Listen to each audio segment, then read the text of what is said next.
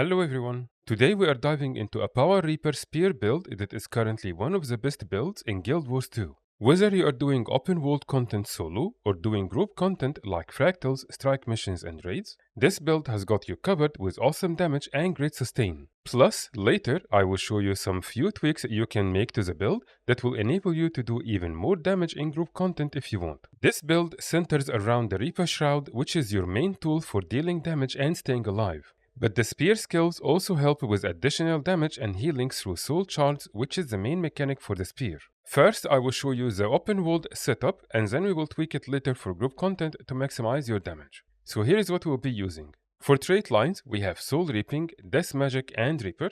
And for the utility skills, we have your Soul is Mine, Spectral Walk, Rise, Spectral Grasp, and Flesh Golem. The key traits for this build are Death Perception, which improves your critical chance by 15%, and increases the critical damage by 15% while in Shroud. Reaper's Onslaught greatly increases your critical damage and maintain permanent quickness when in Shroud. And then Soul Eater improves your damage even more when you are in melee range, and it will heal you based on the damage you do, even in Shroud. So the more damage you do, the more healing you will get from this trait. And then from the Death Magic line, you will gain the Carapace effect. This will add 20 toughness per stack, and it can go up to 30 stacks, which will significantly improve your sustain, just from this effect alone. Using this build in open world is simple. Start with summoning your minion, pull enemies with Spectral Grasp to gain life force and cleave them together quickly, and then use Rise. After that, enter Shroud and use Skill 3, which will reduce the damage even more and it will give you stability, and then use 5, 4, and 2 for maximum damage. Stay in Shroud until you run out of life force,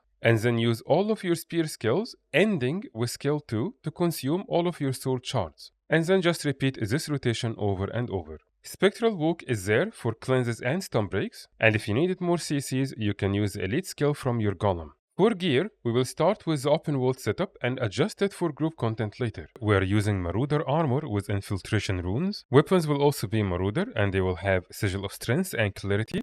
We are using Spear as our main weapon, and for secondary ones we have double swords. The trinkets will be all dragons and the relic is Wayfinder. For the food we will use steak with winterberry sauce, which will increase our power and precision, and for the utility we'll use Tenno fruit cake, which will improve our power even more. If these items are too pricey, check the video description for budget-friendly alternatives. For group content, here are some changes we can make that will improve your damage much more. We will replace Death Magic with Spite, and we will change the Master trait in Soul Reaping to make it Soul Barbs. And we will change our utility skills to the setup you see on the screen now. And if you can afford it, we will also change some of the gear options to increase our damage even more. We will use Berserker armor with Scholar runes. We will use the same weapons, Spear and double swords, but we will make them Berserker. And we will change the sigils on both sets and make them force and accuracy. Trinkets will be a full set of Berserker and the relic will be Fireworks. We will change our food and make it bowl of sweet squash soup, which will improve our power and ferocity. And if you can afford it, use Red of Masterful Strength for utility, which is the best currently in game. We will also change our rotation a little for group content. First, make sure you summon your golem before the fight starts, and then your opener is skill 5 along with all of the utility skills. Next,